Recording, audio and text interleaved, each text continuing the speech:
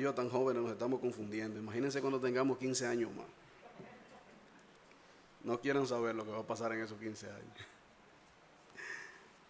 Bien, amados hermanos, yo quisiera que me acompañen nuevamente al libro de Romanos, capítulo 16, donde estuvimos la última ocasión.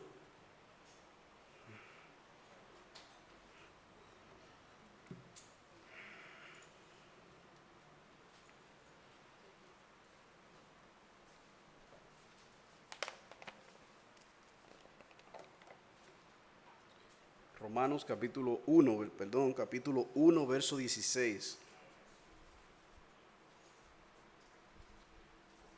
Ustedes ven que le estoy diciendo que eso es que estoy joven. Y eso es que aún estamos jóvenes.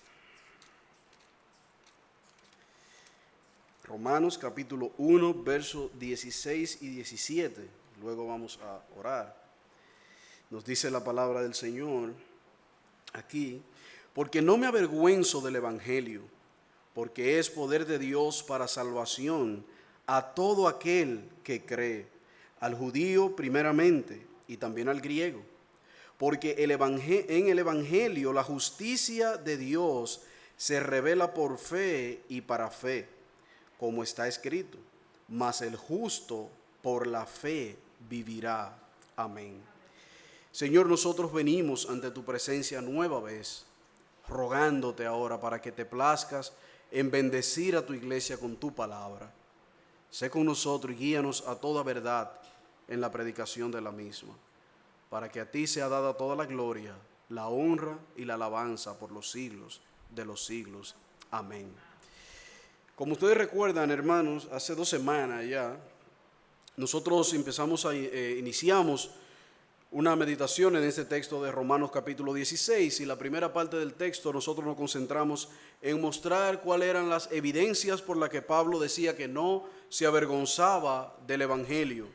Y recordamos allí que Pablo daba al menos 3 evidencias básicas por la cual él no se avergonzaba del Evangelio, y la razón o la motivación, lo que llevaba a Pablo a decir no me avergüenzo del Evangelio, era las condiciones en las que el apóstol estaba escribiendo a los hermanos en Roma y las circunstancias en las que él estaba viviendo.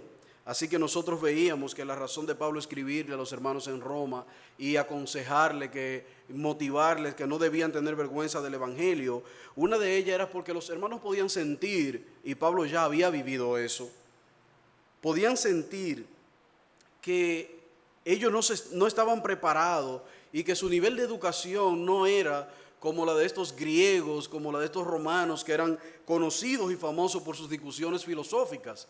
Así que esto podía hacer creer a cualquier hermano que recién convertido por el Evangelio se acercara a predicar, que él no estaba al nivel en lo que estaban estos hombres para hablarle del Evangelio, y eso podía provocar en los hermanos una cierta como retraerse, apartarse, no querer hablar del Evangelio. En segundo lugar, nosotros veíamos que otra motivación podía ser el hecho de que Pablo mismo habla acerca de la sociedad romana y, hermanos, era un escollo para ellos ir a predicarle a un pueblo que había crucificado a ese Cristo del que Pablo estaba hablando. O sea, ¿cómo Pablo iba a ir a los romanos a predicarle de un Cristo que los mismos romanos habían crucificado? Se podía encontrar con esa verdad, con esa realidad. Y muchos podían ser aún avergonzados porque podían decirle: ven acá, pero ¿de qué Cristo tú me estás predicando a mí? Del que nosotros crucificamos en Jerusalén, del que pusimos junto con 2 ladrones más, de ese Cristo tú me estás hablando. Y esto podía, hermanos, provocar en los hermanos, si me pueden bajar un poquito el micrófono, gracias. Esto podía provocar que los hermanos tuvieran vergüenza, tuvieran miedo de llevar el Evangelio, porque muchos de ellos los romanos se sentían poderosos, se sentían fuertes, era la capital del mundo. Y allí habían hombres y mujeres que creían en ese Cristo crucificado y que entonces tenían que decirle a los romanos, hablarle a los romanos de ese Evangelio, y eso podía retraer a los hermanos, provocarle miedo. Pero Pablo les recuerda a ellos, hermanos, las vicisitudes que él tuvo que pasar en la predicación del Evangelio. Como cuando él llegó a Roma, todos allí hablaban de su filosofía, planteaban sus cosas, y Pablo tuvo que decir: que él tuvo que tomar una decisión en Grecia. ¿Y cuál fue la decisión que Pablo tomó? No saber nada entre ellos que no sea Cristo y a este crucificado. Porque, hermanos, si se llevaba de la filosofía, Pablo iba a terminar en la misma condición en que estaban los griegos. Ellos amaban el saber, amaban la filosofía, y el mismo Señor lo dice.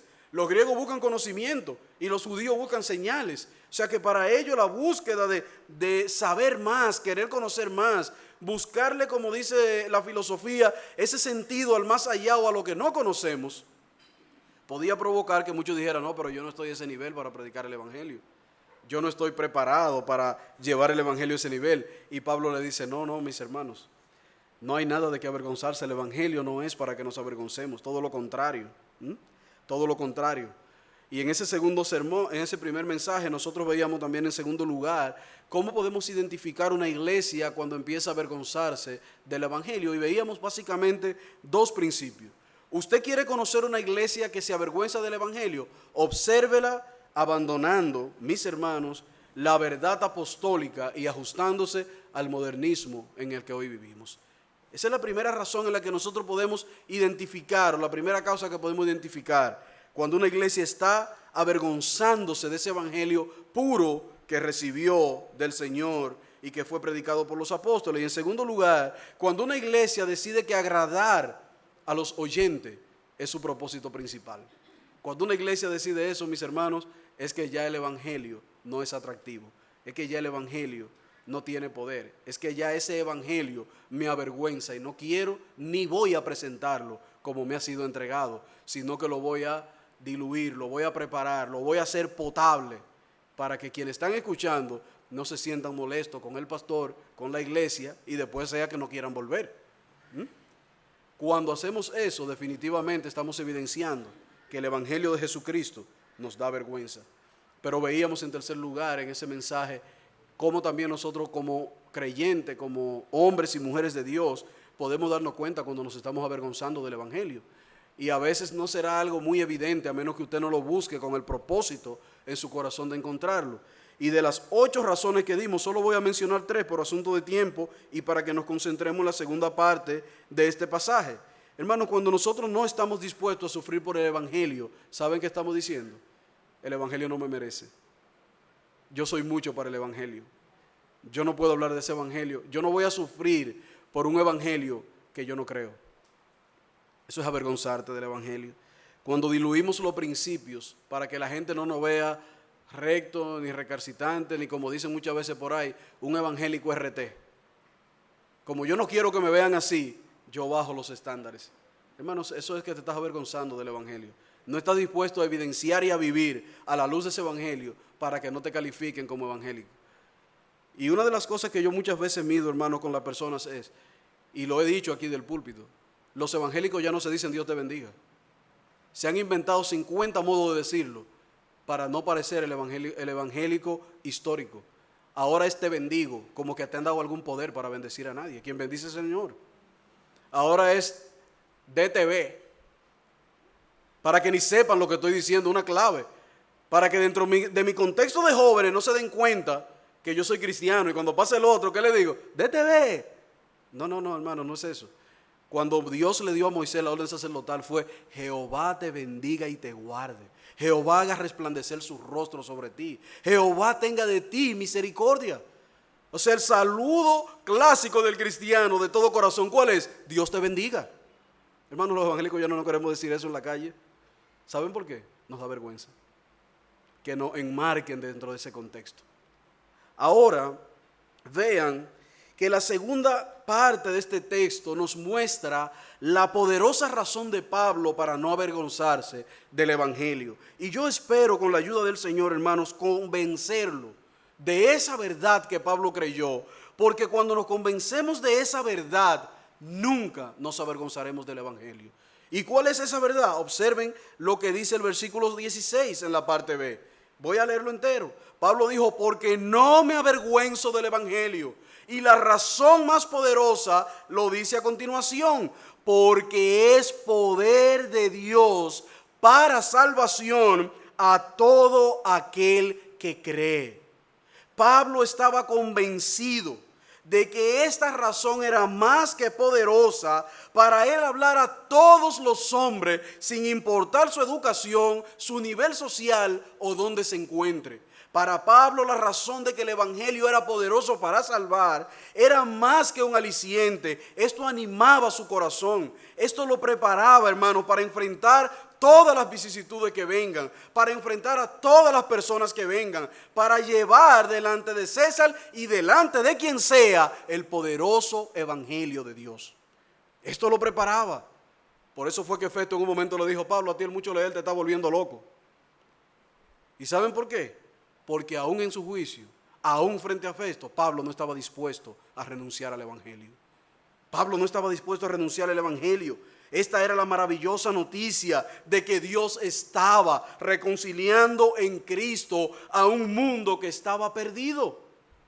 Y esa es la razón más poderosa que motiva a Pablo a predicar el evangelio. El hecho de que ese evangelio es poder.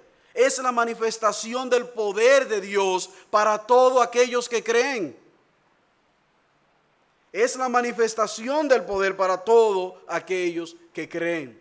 Y es interesante, hermanos, porque la palabra que Pablo usa aquí como poder denota o tiene la connotación de un poder inherente, un poder que es propio, un poder que lo tiene, que es parte de la naturaleza de algo. No es que viene como un efecto o como una causa de algo secundario. Así que nosotros podemos decir con toda veracidad, hermano, que el evangelio no tiene poder. Usted puede decir, no, el evangelio no tiene poder. El evangelio es poder. Porque denotar que el evangelio es poder denota que es un poder inherente al evangelio. ¿Y por qué ese poder inherente al evangelio? Porque es la palabra de Dios. Es el poder de Dios. El evangelio, mis hermanos, es la manifestación del poder de Dios. Y como dice un autor, es interesante que la palabra original que se utiliza aquí, que Pablo utiliza como poder, edumanis, de donde viene la palabra dinamita. Y dice este autor, hermanos, y cuando vemos explotar una dinamita, nos sorprendemos. Y él dice, y eso no es nada comparado con el poder de Dios. Pero es de allí de donde nace la palabra dinamita. Así que Pablo explica que este poder, en primer lugar, ¿qué es, hermano? Es para salvación. Este poder es para salvación. El evangelio de Cristo es poder para salvación a todo aquel que cree. Salvación, mis hermanos, que era imposible para el hombre en su estado pecaminoso. El hombre no podía acercarse a Dios en la condición en la que está. El hombre por sí solo no puede, no tiene mérito. No tiene poder, no tiene gracia, no tiene nada que Dios pueda mirar en él, que pueda decir, sí, Argelia es digno de que yo lo mire. No, hermanos, no tenemos nada de eso. Nada de eso. Y no solamente no lo tenemos, ni siquiera tenemos el deseo, como dice las Escrituras. No solamente que no quieren, sino que no pueden. No están capacitados. Es poder de Dios para salvación, una salvación que era imposible para los hombres, por cuanto nuestro corazón es que de continuo al mal. Es de continuo al mal. Desde que el hombre pecó en el huerto del Edén, nuestra única elección es hacia lo malo. Es hacia lo malo. Por eso, hermanos, es que en esta dispensación no existe tal libre albedrío. Usted no puede elegir entre lo bueno y lo malo. En Génesis nosotros vemos que el corazón del hombre es de continuo el mal. Después de la caída, perdimos esa capacidad de elegir entre lo bueno y lo malo. Por tanto, hermanos, esta salvación también era imposible, por cuanto no había un medio justo y santo que pueda acercar al hombre a Dios. Por eso continuamente en el Antiguo Testamento el sacerdote tenía que entrar para ofrecer ¿qué? Sacrificios continuos por el pecado. No había en el mundo algo que pueda quitar el pecado del hombre de una vez y para siempre y acercarlo a Dios. Si no fuera por Jesucristo, mis hermanos, todavía nosotros estuviéramos trayendo aquí el becerro. Tuviéramos que tener un lado aquí, el lugar santísimo allá, amarrando. Amarra al gel y éntralo ahí a ver si no se cae ahí adentro, que mientras la campanita suene, está vivo. Hermanos, y nosotros necesitamos muchas veces ver la figura antiguo testamentaria para que entendamos el poder que tiene el evangelio a través de Jesucristo. porque ese sacrificio, dice Hebreo, que es perfecto. Pero es poder para salvación, hermanos, por cuanto era imposible para el hombre acercarse a Dios, por cuanto su corazón era de continuo al mal. Pero en tercera razón, hermano, era imposible, el hombre no tenía un medio justo para acercarse a Dios. No tenemos nada que podamos decirle: Dios, mira mi ofrenda, mírame, ten misericordia de mí. No hay nada dentro de nosotros, hermano, que pueda hacer que la mirada de Dios para con nosotros sea agradable.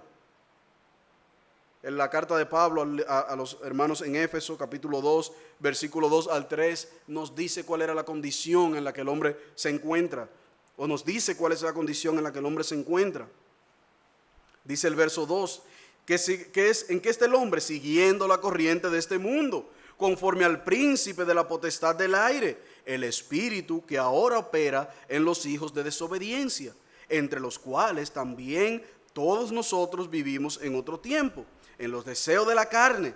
Oiga bien, haciendo la voluntad de la carne y de los pensamientos, y éramos por naturaleza hijos de ira, lo mismo que los demás. Así estábamos. Así está todo aquel que no tiene a Cristo en su corazón. Es un hijo de ira. Es un hijo de ira. Así que deje de coger la frase que muchos evangélicos dicen por ahí: Dios odia el pecado, pero ama al pecador. No. ¿Sabe lo que dice Efesios aquí? Que la ira de Dios está todos los días en la cabeza del pecador. Que tú eres un hijo de ira mientras te mantienes apartado del evangelio. No es que tu pecado merecen la ira de Dios, no, es tú. Tú de manera particular. Tú mereces la ira de Dios.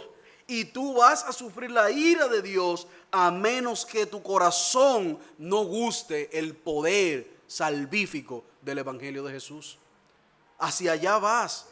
Tal es el corazón del hombre, como dice Efesios aquí. Anda que en la vanidad de su mente, haciendo la voluntad de la carne y de los pensamientos. Así caminamos.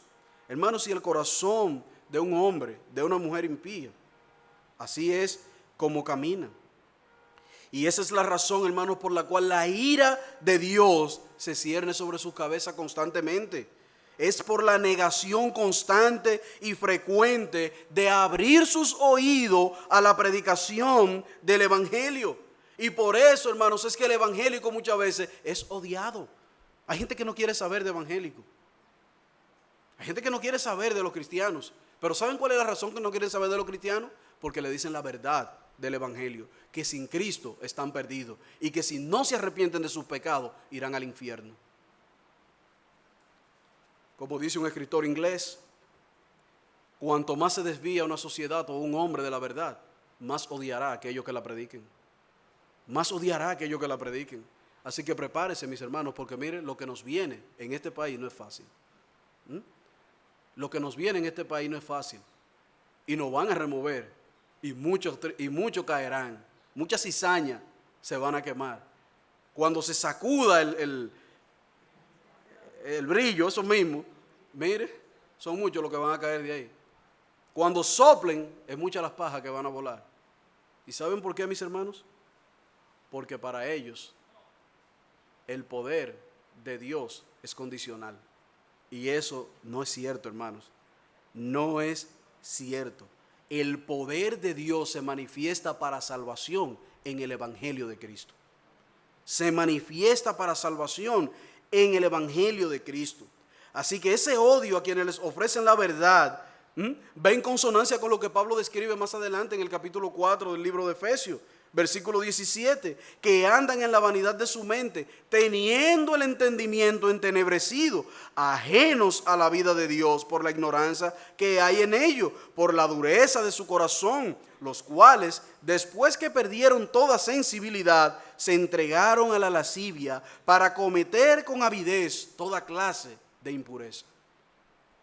¿Qué condición más terrible? Y yo me pregunto, a los que están aquí y que todavía no han entregado su vida al Señor, ¿tú estás consciente de que esa es tu realidad? ¿Tú has pasado balance a tu vida y te has dado cuenta que ciertamente lo que Pablo le dice aquí a los hermanos en Éfeso es la condición en la que tú te encuentras? Pero más aún, mi querido amigo, ¿Tú te has dado cuenta que tú estás ciego, que tu corazón entenebrecido, que tú estás corrompido? ¿Tú estás consciente de que tu camino es directamente hacia el infierno y que tú no puedes en tu condición hacer nada para salvarte? Tienes que preguntarte eso. Tienes que preguntarte esto. Como dijera Jonathan Edwards en su sermón Pecadores en la mano de un Dios airado, la razón por la que tú no has caído todavía y no caes ahora mismo es solo porque el tiempo señalado por Dios no ha llegado. No ha llegado. Porque dice que cuando ese momento señalado llegue, tus pies resbalarán. Entonces Dios dejará que caigas por tu propio peso. No te seguirá sosteniendo, sino que te soltará. Entonces tú mismo caerás con tu propio peso. Irás al borde del abismo y no vas a poder ser sostenido por nadie. Caerás como aquel que lo sueltan, hermanos, en un piso con mucho base y que está inclinado. Así caerás. Hacia allá te diriges. Y frente a eso yo voy a preguntarte, ¿qué tú vas a hacer frente a esa verdad? ¿No puedes salvarte? ¿No hay en ti dignidad ni condición para salvarte? ¿Qué vas a hacer frente a esa realidad? ¿Sabes qué, mi amigo? Tanto los que están aquí como los que nos escuchan en internet, el Evangelio es ese poder de Dios para todo aquel que cree. No importa la condición en la que te encuentres, no importa el pecado que hayas cometido. De hecho, no importa el tamaño de tu pecado, ni la envergadura de tu pecado, ni lo depravado de tu pecado. El poder de Dios en el Evangelio es para salvación a todo aquel que cree. Así que la condición para el perdón de tus pecados no es que tus pecados sean de un tamaño determinado o de una naturaleza determinada. La condición aquí para ser salvo es creer en Cristo como Señor y Salvador. Ese es el poder del Evangelio, hermanos.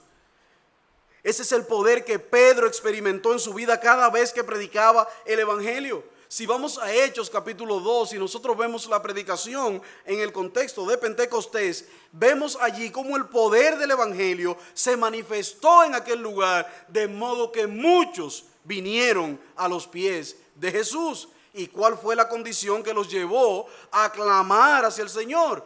La condición que los llevó allí fue que el Evangelio mostró la verdad y la realidad de su corazón, y al contemplar lo que había dentro de ellos, esta gente clamó por salvación. Vamos a leer el versículo 36 de Hechos 2. Pedro tiene un rato predicando y le dice: sepa pues ciertísimamente toda casa de Israel que a este Jesús, a quien vosotros crucificasteis, Dios le ha hecho Señor y Cristo. Y al oír esto se compungieron de corazón y dijeron a Pedro y a los otros apóstoles: varones, hermanos, ¿qué haremos? ¿Cuál fue la metodología de la predicación de Pedro? Evidenciar lo que había en su corazón y cómo ellos mismos habían matado a Jesús. Pero no se queda allí, sino que le dice: a ese a quien ustedes crucificaron y mataron, Dios le ha hecho Señor y Cristo. Y cuando oyeron esto, ¿qué pasó con el pueblo, hermanos? Dice que se compungieron. Y le dijeron a Pedro: ¿qué haremos? ¿Qué haremos? Es un grito desesperado de arrepentimiento. ¿Qué haremos? ¿Y qué le dijo Pedro, mis hermanos? En el versículo 38. Arrepentíos, arrepentíos y bautícese cada uno en el nombre de Jesucristo para perdón de los pecados y recibiréis el don del Espíritu Santo. Hermanos, ese evangelio que Pedro predicó y que salvó a 5,000 hombres en ese día es la manifestación del poder de Dios para salvación. A todo aquel que cree, a todo aquel que cree. Más adelante en el capítulo 4 de Hechos, ellos siguieron con su labor de predicación del Evangelio, de presentación de Cristo, de sanación en medio de ellos. Y resulta, hermanos, que a los a los fariseos de esos tiempos, a los sacerdotes, no le gustaba. No le gustaba esa predicación y esa demostración de poder. Y dice Hechos capítulo 4, versículo 7, que lo llevaron ante el concilio, a Pedro y a Juan. Y cuando estaban allá ante el concilio, dice el versículo 7, y poniéndose en medio le preguntaron, ¿con qué potestad? Y aquí está la palabra nuevamente. La palabra que Pablo usa como poder es la que le están preguntando a ellos aquí, traducida como potestad. ¿Con qué poder? ¿Con qué potestad? ¿En qué nombre habéis hecho vosotros esto? ¿Y qué era lo que ellos hicieron, hermanos? Estaban predicando el evangelio, la gente se estaba salvando y estaban sanando en el nombre de Jesús. Y en el concilio le preguntan, ¿con qué potestad o con qué poder ustedes están haciendo esto? Y entonces Pedro, lleno del Espíritu Santo, le dijo, gobernantes del pueblo y ancianos de Israel, puesto que hoy se nos interroga acerca del beneficio hecho a un hombre enfermo, que de esta manera haya sido sanado, verso 10, sea notorio a todos vosotros y a todo el pueblo de Israel, que en el nombre de Jesucristo de Nazaret, a quien vosotros crucificaste y a quien Dios resucitó de los muertos, en él, en este nombre por él, este hombre está en vuestra presencia. Pedro no se atribuyó poder a él. Pedro no atribuyó poder a Juan. Pedro atribuyó todo el poder para salvar a Cristo, a Él, al Padre. Hermanos, solo el Evangelio puede hacer eso. Solo el Evangelio tiene poder para salvación a todos aquellos que creen. En otras palabras, mis hermanos, la verdad objetiva del Evangelio tiene poder inherente para salvar las vidas de aquellos que clamen a Cristo. En su carta el apóstol Pedro más adelante dice en el versículo 23 capítulo 2 que ellos no siendo renacidos de simiente corruptible sino incorruptible por la palabra de Dios que vive y permanece. ¿Y de qué Pablo está hablando allí? De esa palabra que tiene poder para hacernos que perseverar. Así que mis hermanos, el Evangelio de Jesucristo no solamente es poder para salvación. En segundo lugar, veamos que ese poder del Evangelio es también para sanación y milagros. Ese poder se manifestó, se evidenció también en Cristo sanando a muchos y haciendo milagros continuos delante del pueblo. Cuando Jesús iba de ciudad en ciudad predicando el Evangelio, las demostraciones de este poder eran evidentes, mis hermanos. Continuamente Jesús sanaba a las personas y también les salvaba de sus pecados. Jesús no perdonaba o no hacía milagro, más bien motivado por satisfacer la curiosidad de la gente que estaba ahí. No, hermanos. Cada vez que Jesús hacía un milagro, sanaba a una persona o salvaba a una persona, lo hacía motivado por su gran misericordia y amor por ellos, no para satisfacer a las personas. Y si nosotros damos un vistazo rápido al capítulo 8 de Lucas, ustedes pueden situarse allá, vamos allá, capítulo 8 de Lucas, vemos 3 eventos consecutivos que son maravillosos y que nos muestran ese poder del Evangelio, de ese poder de Jesús sanando y salvando a las personas, obrando milagros. Si se dan cuenta, a partir del versículo 39, nosotros vemos varios eventos. Primero nos vamos a encontrar el endemoniado gadareno. Vemos allí el endemoniado gadareno. Más adelante vemos la mujer con el flujo de sangre y luego Jesús llegando a la casa de Jairo. Esos eventos se dan en el capítulo 8, uno detrás de otro. Ahora, yo quiero que ustedes observen, hermanos, cómo actúa el poder del Evangelio, cómo actúa ese poder de Cristo, obrando milagros y sanando a las personas. Vamos a ver en el versículo 39. Después de que Jesús sana al endemoniado gadareno, le dice, vuelve a tu casa y cuenta cuán grandes cosas ha hecho Dios contigo.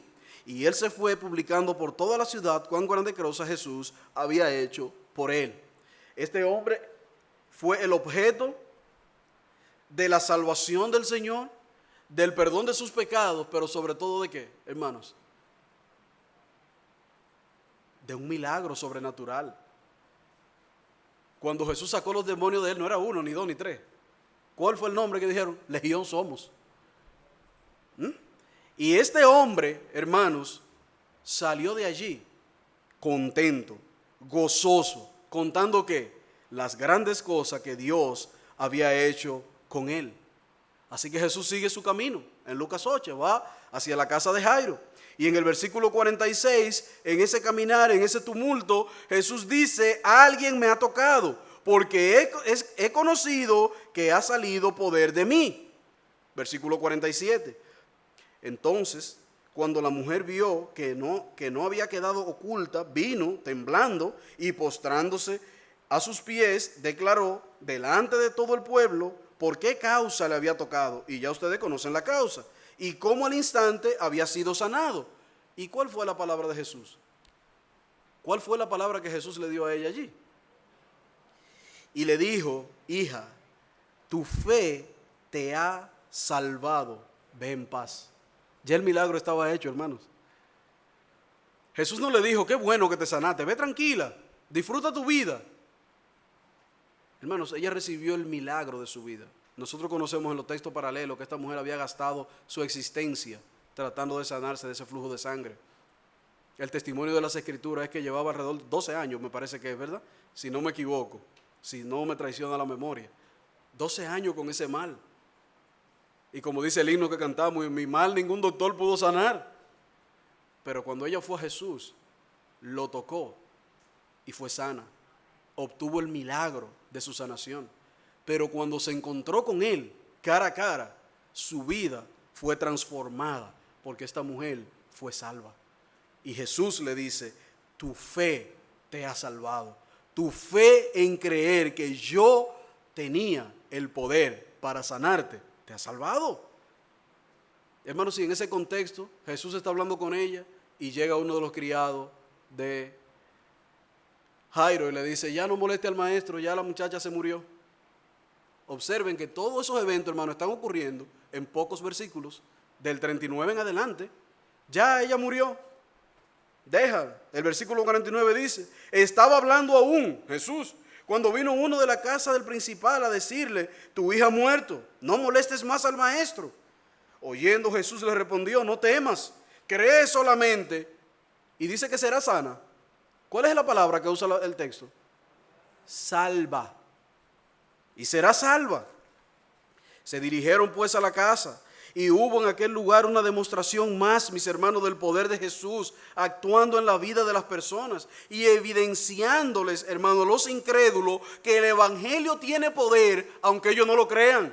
Porque cuando llegaron a la casa de Jairo, en el versículo 52, la gente se burló de Jesús. Pero es que él no sabe que está muerta. Vamos al versículo 52. Y lloraban todos y hacían lamentación por ella. Pero él dijo: no lloréis, no está muerta, sino que duerme. Y el versículo 53 dice que se burlaron. Oye, y se burlaban de él, sabiendo que estaba muerta. Mas él, tomando la mano, clamó, diciendo: muchacha, levántate. Hermanos, ¿no le parece muy parecida esa palabra? Lázaro, ven fuera. ¿Y qué es eso? El poder de Jesús, el poder de su palabra, el poder glorioso, obrando salvación, milagro y vida eterna. Allí le dice esta muchacha: levántate. Entonces su espíritu volvió e inmediatamente se levantó, y él mandó a que le diesen de comer, y sus padres estaban atónitos. Estaban maravillados por lo que estaban viendo. Hermanos, ¿y qué es lo que estaban viendo? Estaban viendo el poder de Jesús obrando en la vida de esta niña, volviéndola a la vida y dándole vida eterna. Eso es poder de Dios. Eso es poder de Dios. Pablo no se avergonzaba de este evangelio porque él sabía que ese evangelio era el poder de Dios para salvación, el poder de Dios para obrar milagro, era el poder de Dios, es el poder de Dios para sanación, pero también, mis hermanos, en tercer y último lugar, es el poder de Dios para transformación de vidas. Ese evangelio es transformación de vida para aquellos que creen.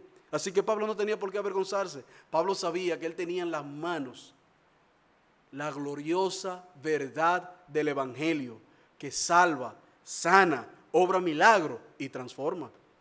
Él lo sabía. Hermanos, ¿por qué tenemos que avergonzarnos si sabemos que tenemos algo tan poderoso en nuestras manos? Si sabemos que esa excelencia ha sido derramada en vasos de barro. No hay por qué avergonzarse, mis hermanos. Más bien tenemos que creer en el poder del Evangelio para salvación. Y eso ha de animarnos como animaba Pablo. Por eso es que Pablo dice, porque no me avergüenzo del Evangelio, porque es poder de Dios para salvación a todo aquel que cree. El Evangelio obra, hermanos, transformación en la vida de los hombres.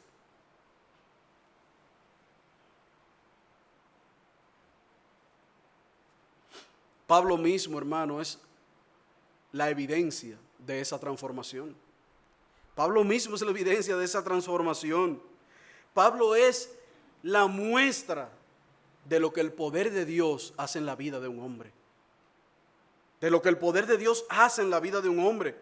Cuando su nombre era Saulo de Tarso y tuvo aquel encuentro con Dios, fue más que evidente el cambio que produjo en él este encuentro con Jesús. Vayamos a Hechos, capítulo 9, versículo 1. Y vean primero cómo era la vida de este hombre. Hechos, capítulo 9, versículo 1.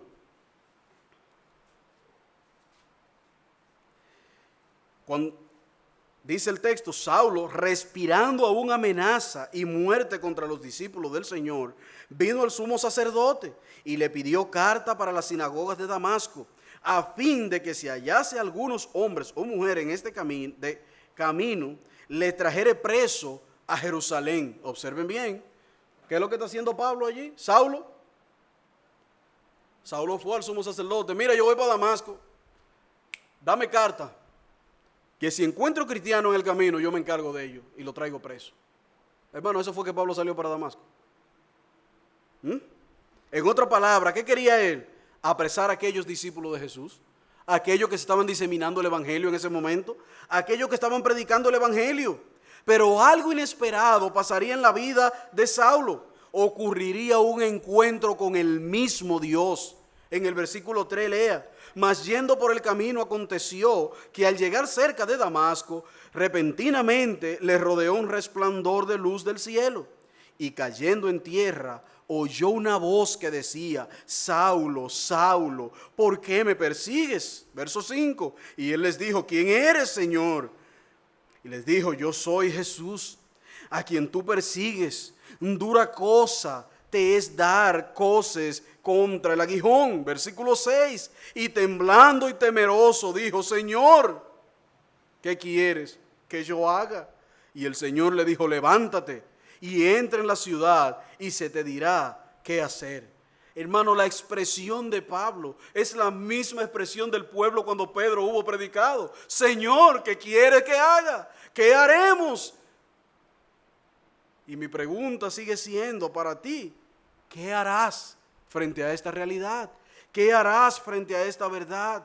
Porque lo que transformó la vida de Pablo fue un encuentro personal con Dios. Es imposible, mis amados hermanos, que un hombre tenga un encuentro con la revelación del poder de Dios y no cambie. Es imposible. Jason lo mencionaba hace unos domingos predicando y mencionaba el texto de Pablo. Dice, cuando Pablo tuvo un encuentro con la autoridad de Dios, hubo un cambio en su vida. Y ese cambio, hermanos, se evidenció por todo lo que Pablo hizo después de ahí. Por todo como él vivió. Porque el Evangelio, mis hermanos, es poder de Dios para transformar la vida de la gente. No es posible encontrarte con Dios, chocar con el poder de Dios y continuar igual. Porque entonces si es así, alguien es mentiroso entre tú y Dios no lo es. Si de verdad has encontrado el Evangelio, será evidente para las personas por el cambio operado en tu ser. Dice un himno que cantamos, cuán glorioso es el cambio operado en mi ser, viniendo a mi vida el Señor. Y sigue hablando, esa paz que yo ansiaba tener, la paz que me trajo su amor. Entonces no puede ser que te hayas encontrado con Cristo y sigas ansioso. No puede ser que te hayas encontrado con Cristo y sigas dependiendo de las cosas del mundo. No puede ser que te hayas encontrado con Cristo y que tú sigas viviendo como vivías. Aquellos que se encuentran con Cristo, mis hermanos, experimentan el poder transformador del Evangelio en sus vidas. Así fue como clamó el carcelero de Filipo, hermanos. ¿Recuerdan ese evento en Hechos? Allí estaba este hombre. Pedro, Juan estaban presos. Estaban allí. Pablo también estaba encarcelado con ellos en Hechos 16. Entonces, ¿qué pasó, hermanos? Hubo un terremoto en la cárcel. Las puertas se abrieron. Las cadenas se soltaron. Y cuando este hombre vio esto, ¿qué dijo? Estoy frito. Hechos 16:29 dice: entonces prendieron la luz y se precipitó adentro y temblando se postró a los pies de Pablo y de Silas y sacándolo le dijo: Señor, ¿qué debo hacer para ser salvo? ¿Qué fue lo que este hombre vio allí, hermanos? La demostración del poder de Dios. Remenió los cimientos de la cárcel, abrió las puertas y soltó las cadenas. Cuando ese hombre vio eso, dijo: no, espérate. A quienes Pablo y Silas sirven es un Dios que tiene poder. Y fue y se postró temblando, le dijo: ¿Qué tengo que hacer para ser salvo? ¿Qué tengo que hacer para ser salvo? Ellos experimentaron, mis hermanos, el poder transformador del Evangelio. Eso es lo que llevó a Pablo a ser de perseguidor y blasfemo a apóstol y heraldo de la verdad. Por eso Pablo podía decir con toda limpieza: no me avergüenzo del Evangelio. No me avergüenzo del Evangelio, pues es poder de Dios para salvación a todo aquel que cree. Y la vida del apóstol Pablo, mis hermanos, es una evidencia fehaciente del poder transformador que el Evangelio tiene en aquellos que creen en Jesús. Su vida es un ejemplo de eso. Por ello nosotros podemos decir, junto con el apóstol Pablo, hermanos: no me avergüenzo del Evangelio, porque este Evangelio es poder de Dios para salvación, para sanación y para transformación de las vidas de los que creen. Nosotros podemos decirlo junto con él.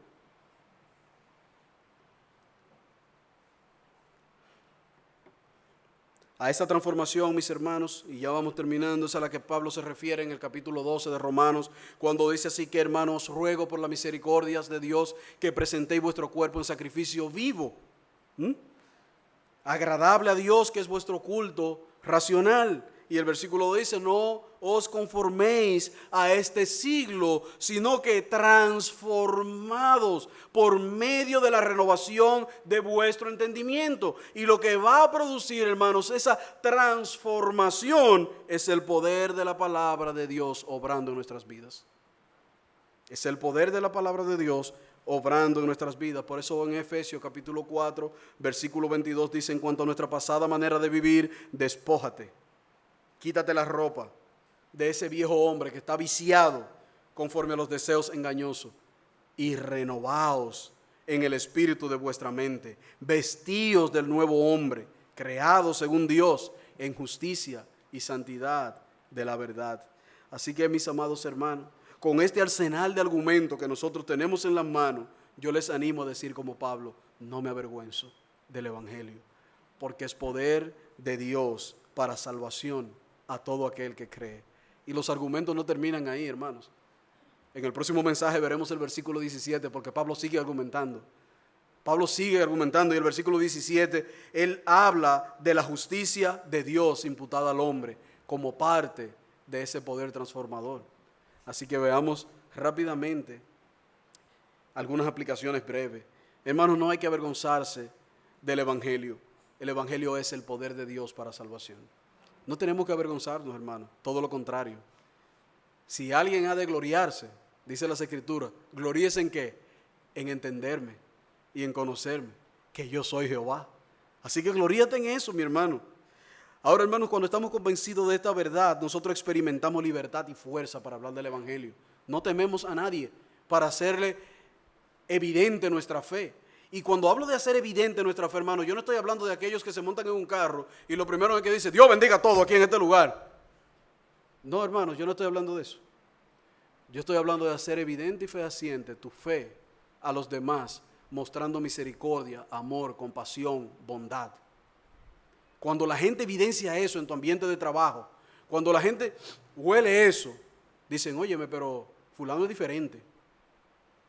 Fulano es diferente. ¿Y qué será lo que tiene fulano? Entonces, en algún momento se lo comentan a alguien, mira que ese muchacho es cristiano, qué bueno, huele a Cristo. Y eso se hace evidente. Hermano, que nuestro accionar evidencie la transformación del Evangelio que hemos experimentado. Y amigo, óyeme una cosa, solo Jesús puede obrar el milagro en tu vida. Solo Él, y a través de Él el hombre puede ser salvo, como veremos en el siguiente mensaje de este pasaje. Amigo, no busque fuera de ahí. Hay un solo mediador entre Dios y el hombre, Jesucristo. Olvídate de María, olvídate del pastor, olvídate del primo. El único que te puede hacer salvo es Jesús. Es Jesús. Porque el poder no reside en quien predica el Evangelio, el poder reside en el Evangelio. Por tanto, mira a Cristo, ve a Él y serás salvo, sano y transformado. No importa, como ya mencioné, el tamaño o la condición de tu pecado. Si te consideras un gran pecador, Jesús es un gran salvador. Jesús es un gran salvador. El Evangelio es, amigo mío, hermano mío, poder de Dios para salvación. Por tanto, no podemos avergonzarnos de un poder tan grande como es el Evangelio de Cristo. Pablo dice en la segunda carta a los Corintios, capítulo 5, versículo 17, de modo que si alguno está en Cristo, nueva criatura es. Las cosas viejas que pasó, pasaron. Y todas son hechas nuevas. Pero me encanta el versículo 18 de ese texto porque dice, y todo esto proviene de Dios. Oremos. Oh Señor, gracias por tu bendita palabra. Gracias por animar nuestros corazones y mostrarnos el poder glorioso del Evangelio, donde se evidencia tu poder para salvar a todos aquellos que levanten sus manos y clamen a ti en arrepentimiento y fe. Gracias, Señor, por mostrarnos que ese Evangelio tiene poder salvador, tiene poder sanador. Es un poder milagroso, pero también es un poder transformador para aquellos que han creído, sigan viviendo una vida agradable ante tus ojos. Oh Padre, transfórmanos cada día. Ayúdanos a crecer en este conocimiento. Ayúdanos, Señor, no a avergonzarnos de tan glorioso poder, sino más bien a predicarlo, a vivirlo y a servírselo a otros, Señor, para que tu glorioso Evangelio siga transformando y cambiando vida a través de Jesús. En el nombre de Él te damos gracias. Amén. Amén.